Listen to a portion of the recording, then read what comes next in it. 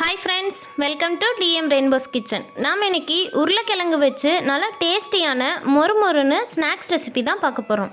வெளியில் நல்ல மொறுமொறுன்னு கிறிஸ்பியாக, உள்ள நல்லா டேஸ்டியாக உருளைக்கிழங்கு ஸ்டஃபிங்கோட இந்த சூப்பரான ஸ்நாக்ஸை எப்படி செய்யலான்னு பார்க்கலாம் வாங்க.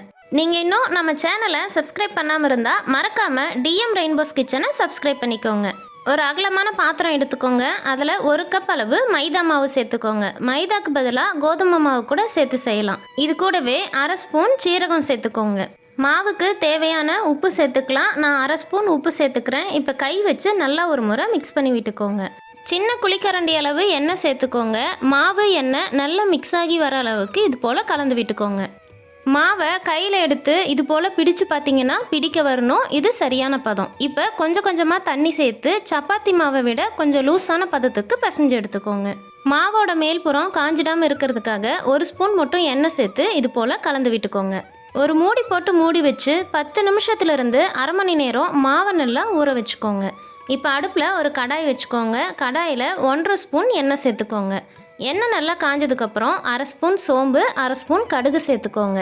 கடுகு சோம்பு நல்லா பொரிஞ்சு வந்ததுக்கப்புறம் ஒரு பெரிய வெங்காயத்தை கட் பண்ணிட்டு சேர்த்துக்கோங்க. இது கூடவே கருவேப்பிலை சேர்த்துட்டு நல்லா ஒரு முறை வதக்கி விட்டுக்கோங்க. மீடியம் சைஸில் 2 உருளைக்கிழங்க வேக வச்சு மசிச்சு எடுத்து வச்சுருக்கேன். இது கூடவே சேர்த்துக்கலாம். இது கூடவே 1/4 ஸ்பூன் மஞ்சள் தூள், 1/2 ஸ்பூன் மல்லித்தூள், 1/4 ஸ்பூன் மிளகாய் தூள், 1/2 ஸ்பூன் கரம் மசாலா தூள் சேர்த்துக்கோங்க.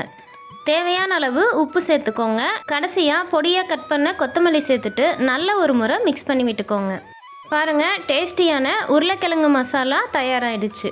இந்த மசாலாவை நல்லா ஆற வச்சு எடுத்து வச்சுக்கோங்க. நம்ம எடுத்து வச்சுருந்த மைதா மாவை இது போல் சின்ன சின்ன உருண்டைகளாக உருட்டி எடுத்துக்கோங்க. பாருங்கள், எல்லா மாவையுமே உருட்டி எடுத்தாச்சு. ஒரு உருண்டை மாவு மட்டும் எடுத்துக்கோங்க. வரலாக இருக்க மாவில் டிப் பண்ணிவிட்டு இது போல் லேசாக திரட்டி எடுத்துக்கோங்க. இதுக்கு மேலே ஒரு லேயர் எண்ணெய் அப்ளை பண்ணிவிட்டு கொஞ்சமாக மைதா மாவு தூவி விட்டுக்கோங்க. இப்போ சரிபாதியாக மடிச்சுக்கோங்க. இந்த மாதிரி மறுபடியும் கொஞ்சமாக எண்ணெய் அப்ளை பண்ணிவிட்டு மைதா மாவு தூவி விட்டுக்கோங்க. இப்போ முதல்ல பண்ணது போலவே மறுபடியும் ஒரு லேயர் மடித்து விட்டுக்கோங்க. இந்த மாதிரி செய்யும்போது ஸ்நாக்ஸ் நமக்கு லேயராக ரொம்ப சூப்பராக கிடைக்கும். கடைசியாக மாவு எண்ணெய் அப்ளை பண்ணிவிட்டு இது போல் ஓரத்தில் இருந்து உருட்டி எடுத்துக்கோங்க. பாருங்கள், இந்த மாதிரி மாவை சுற்றும்போது கொஞ்சம் டைட்டாக ப்ரெஸ் பண்ணி அழுத்தி சுற்றுங்க. இல்லைனா லேயர் பிரிஞ்சு வரதுக்கு வாய்ப்பு இருக்குது. இப்போ கத்தி வச்சு மாவோட சென்டரில் இது போல் கட் பண்ணி எடுத்துக்கோங்க.